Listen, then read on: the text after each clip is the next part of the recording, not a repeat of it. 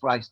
They will give you the range of the price from the most expensive to the cheapest. I think it's available. If somebody know it, we need to update.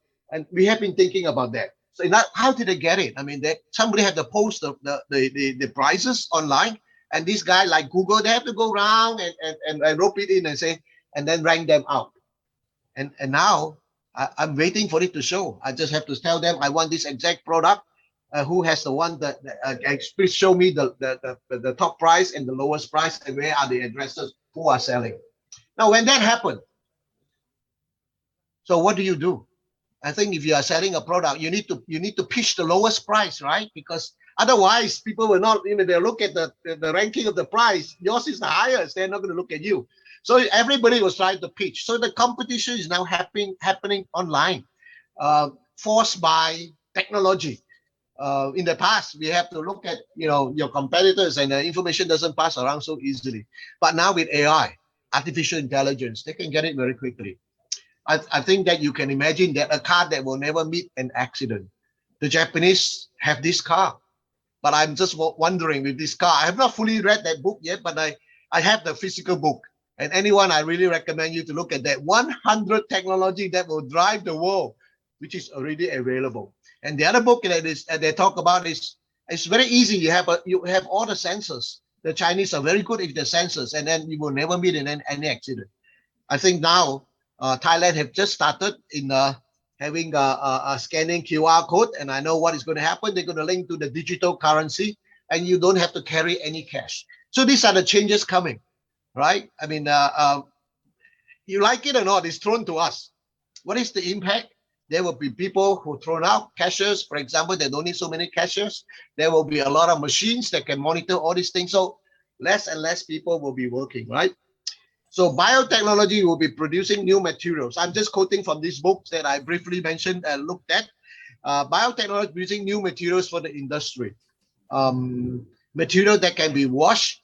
For example, for a long time, I've been looking at, I'm wearing a jacket, but then if there is something that can, one thing I'm waiting for something is a mobile air conditioner. From a mobile, everything became mobile. I mean, the computer became a notebook, became a mobile phone. So you can bring it along, very convenient.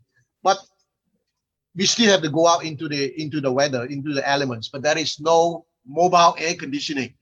But I think for a long time, I have been talking about it with the students. You can actually put on a jacket, and they can sense your body temperature, and they can give you walk everywhere.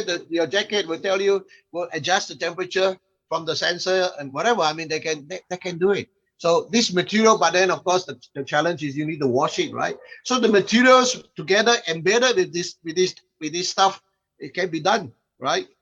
So I like the next one, maximizing efficiency of electricity generation. Not right. I'm sorry to interrupt. You have 3 more minutes remaining.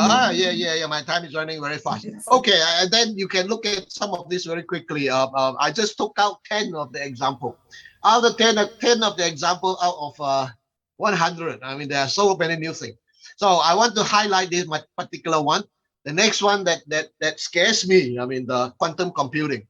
In 2019, 2 years ago, and this quantum computer at Google, they can calculate in less than 4 minutes. What will take the present most powerful computer takes 10,000 years to do. So all these things is now processing very fast. You know your password. My password is now 13 digit, right? And now you think that you're very password for your bank account, password for your all these things, but the crooks will be able to use supercomputing very soon. In 2019, and then it's available for people to. Your encryption is going to be gone, right? Then they can handle. But there's a good point. They can make better medicine, create smarter artificial intelligence. Even they can process much quicker. Other less negative. I mentioned cybersecurity. Cybersecurity is really your identity can be stolen by somebody. I sometimes think that somebody can pretend who I am, and they can. And I woke up one morning and there's so many of me, and they're all doing different things. I don't even know which is the real me. Cyber terrorism is even worse. They can stop a tall building, the elevator, or they can suddenly shut down your electricity. And of course, the Europeans are well ahead with privacy infringement. They know everything. So there are many more. I don't have time to continue. I'm coming to almost to the end. But I come back to the main point. Higher education could not catch up with the speed of technology emerging to understand how could we teach? How would graduate manage the changes? How do we make the right ethical and legal decisions now? Because if you don't have all these things, you can't do it, right? So I think all these are very serious. And I am not bringing you solution. I'm bringing you many questions, many problems. I hope to get a more opportunity to get to know many of you who have got very bright minds to tell me what can I do? What can we do as in different things to handle this, to face with this? And I already mentioned to Kevin, my personal experience is that you know, ethic is really not very interesting subject to most people. So this is my last slide. I appreciate your attention, and I'm looking forward to sharing your thoughts. My email and my mobile phone in Bangkok. Thank you very much, Cecilia. Dr. Cecilia, I'm done. I'm sorry I overstepped the time. Yes. Thank you so much, Dr. Law. This presentation talks about how technology helps businesses and our lives better. But if you have any questions, concerns about the role of technology, especially in its relation to humanity, maybe please raise your hand.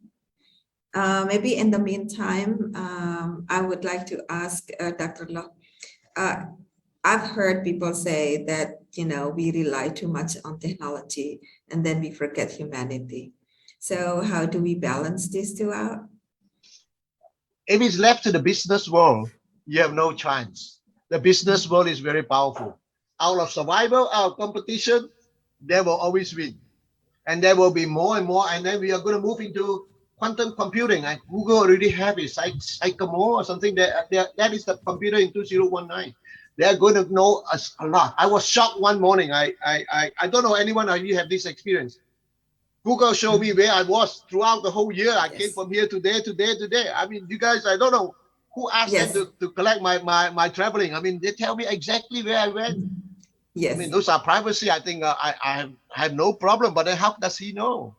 Yes, we remind, they remind us, where we are, where we park our car. But what is the point? What are they trying to tell us? I mean, they have a very powerful computer or what? I mean, why do you want to know a small guy like me? Where did I go? I mean, between every day I come from here to there. I don't know. But to answer to your question specifically, how can we stop technology? No way. In fact, it is coming much faster, and so much so that my main point is that school cannot teach it fast enough. We don't have enough textbook to teach this subject. We cannot get students to understand what is happening. Simply because the teachers themselves don't understand, perhaps, and I have to be the one that say, I don't really fully understand many things, right? Yes. Any response from the participants? Please raise your hand if you have any comments or any questions. Okay. I'll just wait. Yeah. I have a comment, if I could comment. Yes. Hello. Hi, Aaron. Thank you for your presentation. I thought it was fascinating. It reminded me of some of the book that you mentioned. Reminds me of the book by the World Economic Forum on the Fourth Industrial Revolution. Some very similar mega trends, that they're predicting that we'll face. One thing, and this is not an answer, as you mentioned, it's not an answer, but it's, I think, something to consider. One thing about many of these, and I do agree with your overall thought here that businesses are driving much of this unpredictability, disruption, change, and it's affecting higher education and education in general. But one thing I think it's helpful for us to think about, as educators, in terms of what level of control we have over this. Yes, I agree with you. We have absolutely no control, or very slim or little control over the the heads of these organizations, but many of our students are itching to work in these organizations. The Googles of the world, the Gojeks of the world, the Twitters. Many of our students are looking to work in these environments. I think it's important for us to consider. Yes, many of these technologies, we don't fully understand. I'm not a quantum computer expert, but there are ways in our relating to or our relation to technology. I think that that we can contribute to to our students. There's ways of learning how to live with and how to prioritize humanity and humanness. When it comes to our interaction with and our design of technology. I think that this is something that we can contribute to our students. I think that it's a tough battle though. I mean, we're preparing workers within our institutions, and those workers are in some ways clashing with the overall ideologies and perspectives of the heads of these organizations that you mentioned. So it is in some ways a clash, and not every student makes it.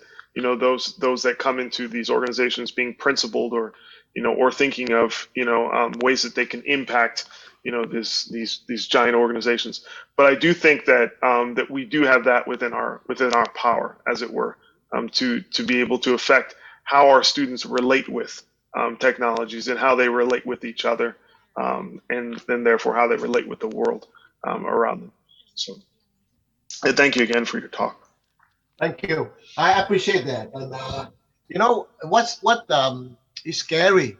Our life nowadays with human being. I'm also a philosophy student at this moment, doing my doctoral degree, and people just, I mean, even working with very big companies, they want to have a very prestigious job so that they can get paid well. Why do they want to do that? They want to do that because they want to consume. At the end of the month, when they get the salary, they want to consume. So after consuming, they get tired, the rest. But after a few more consumption, and then they realize that they have no more money, they have to go back to work. They have to work very hard, and they get very tired. They sleep, and then they go and consume some more, and then no more money, they go back to work.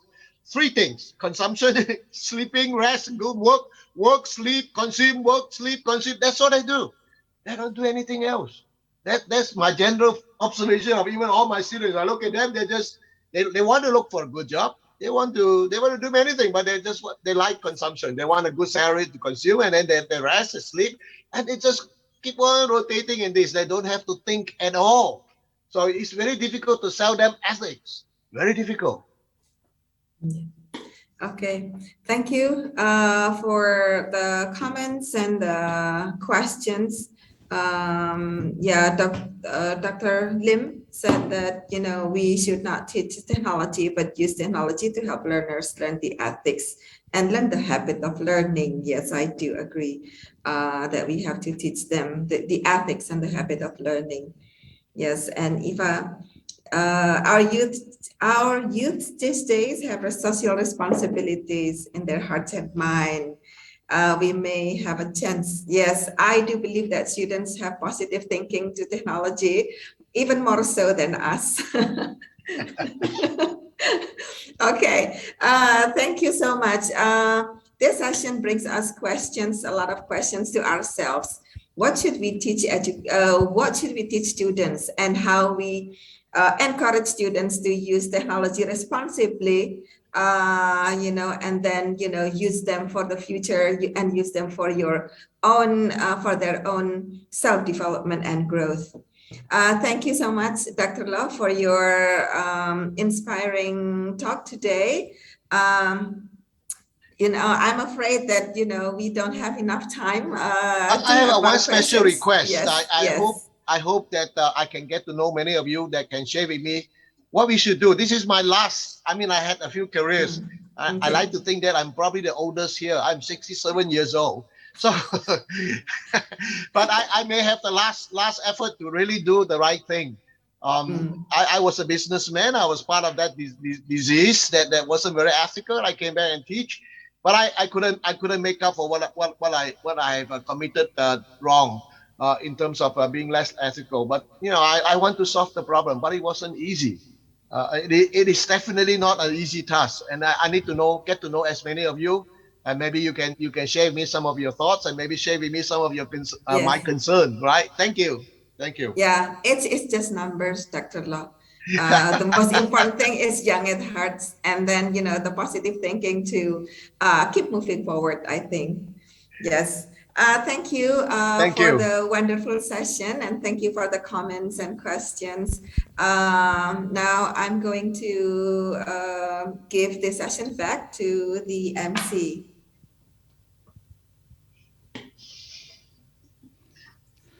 Well, thank you very much to Dr. Law and Dr. Cecilia for this wonderful session. And also the audience, let us give a big round of applause to Dr. Law for his presentation. Thank you. Thank you. Okay, so Dr. Law talked about the three things, and it stick in my mind: consuming, working, sleeping. Okay, so maybe that is the main activities that we do today. Dear all, now we are having a platinum sponsor session led by Evelina Nisi, one of my students in the faculty. Miss Nisi, the time is yours.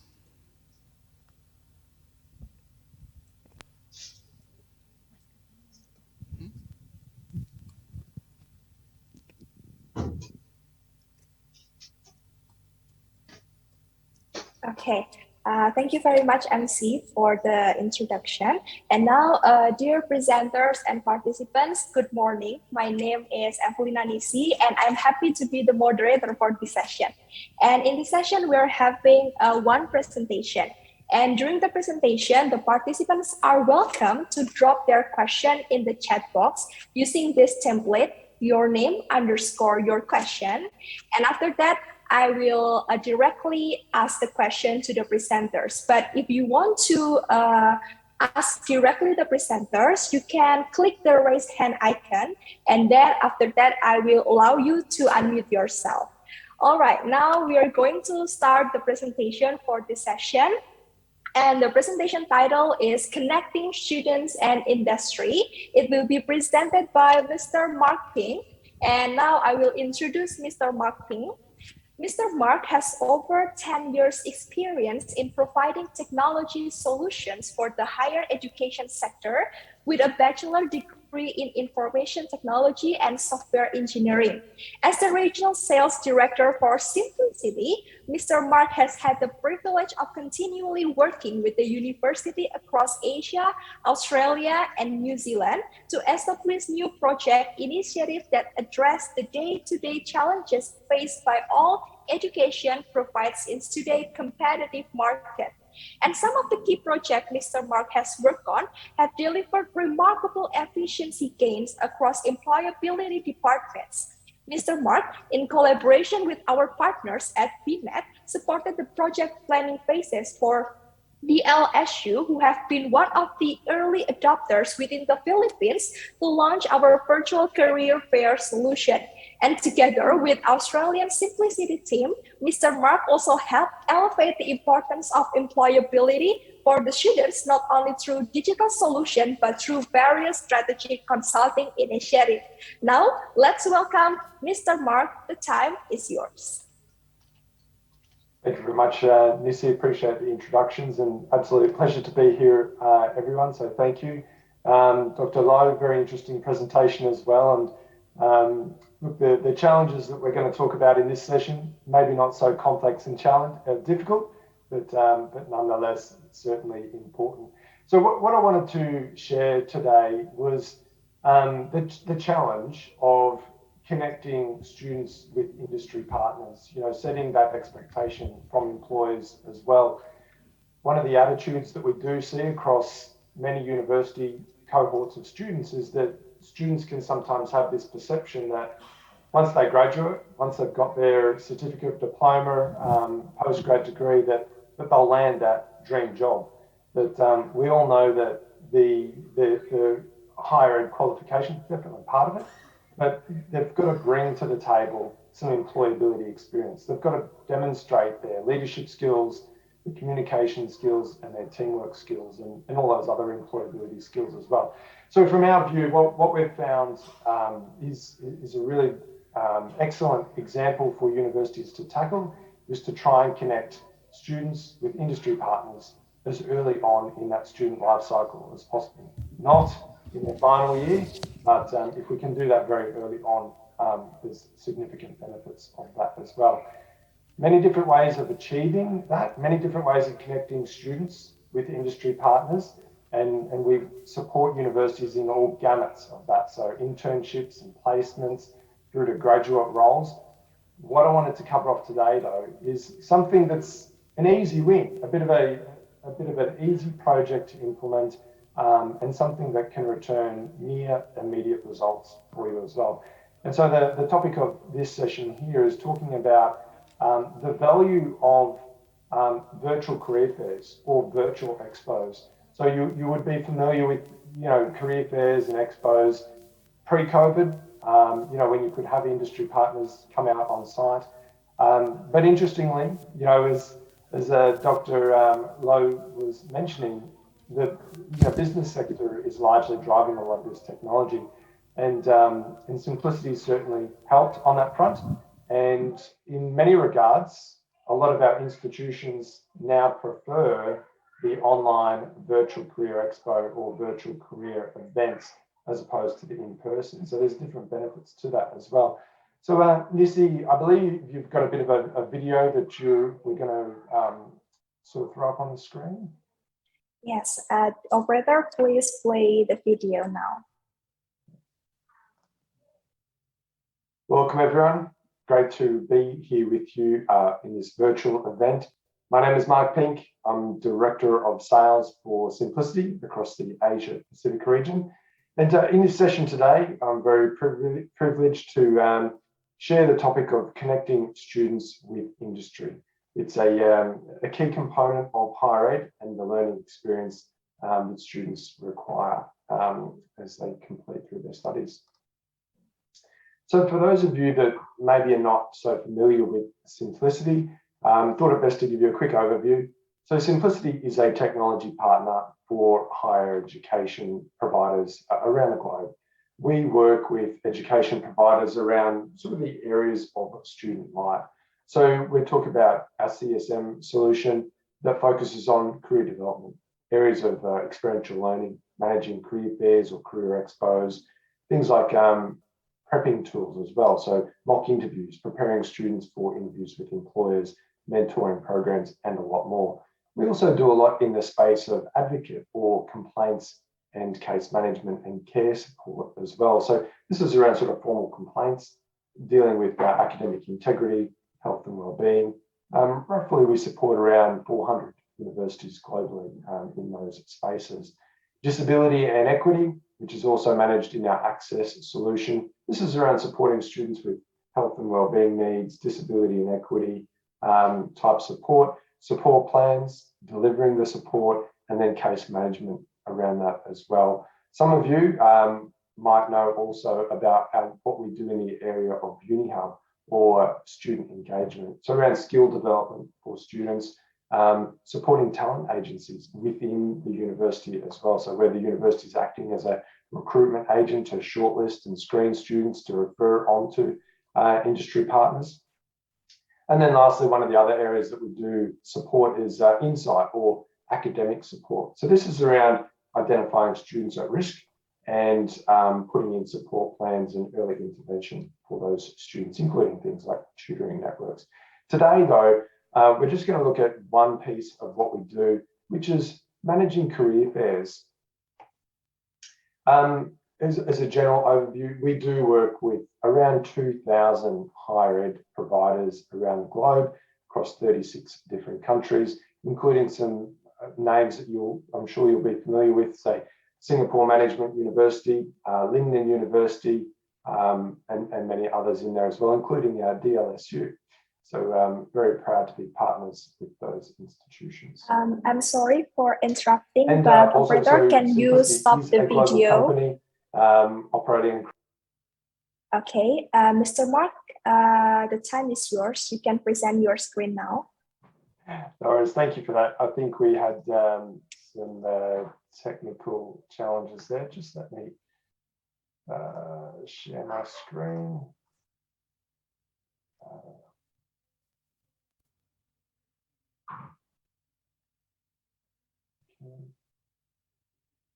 And I think, are you seeing my screen there at the moment?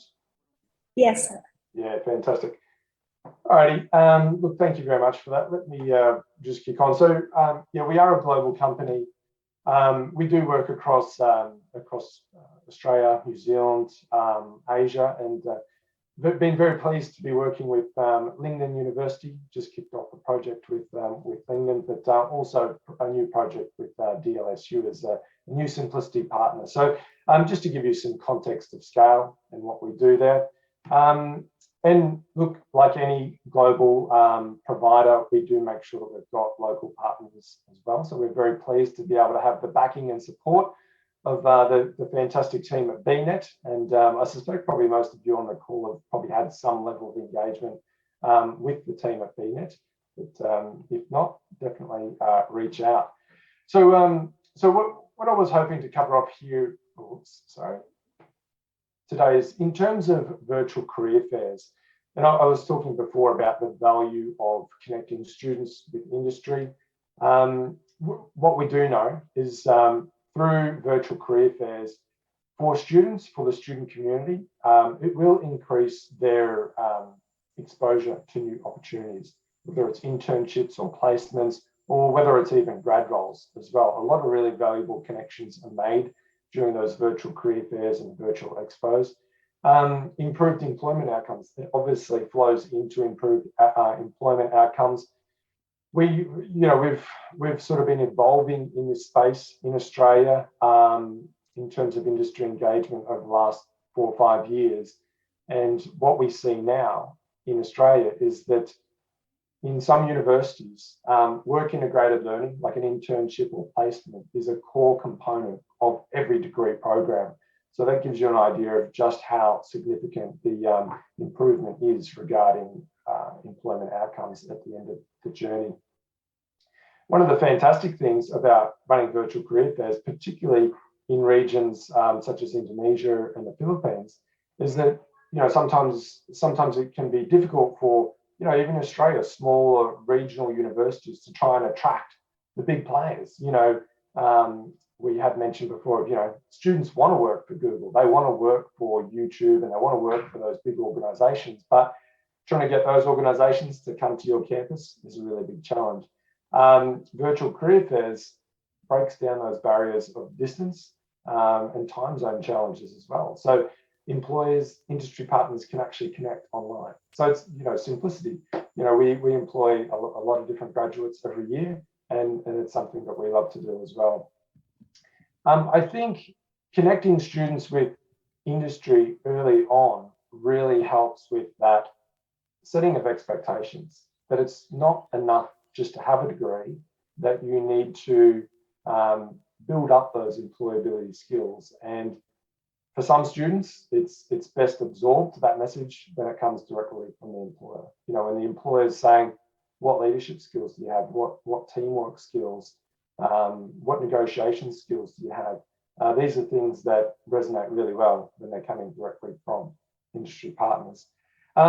Virtual career fairs as well, I'll explain in a little bit, but a virtual career fair facilitates so many more connections. If you think about a student going to a physical career fair or a physical careers expo, they've got to wait in line, particularly with the popular high demand employers. They've got to wait in line. While they're waiting in line, they're pretty much idle. That's wasted time. In a virtual landscape, they're able to simultaneously queue with 20 or 30 employers. So they're going from one connection to another with no downtime. So it actually means that students don't need to be going to these events 3 days in a row. They can sort of get more connections, get the information they need in a much more compressed time frame. For you as a university or an institution, the operation costs are massively lower. you don't have physical setups, you don't have catering, you don't have campus security, all those sort of things are removed. And then also for some institutions, these events have been a fairly substantial source of revenue. You're attracting thousands of employees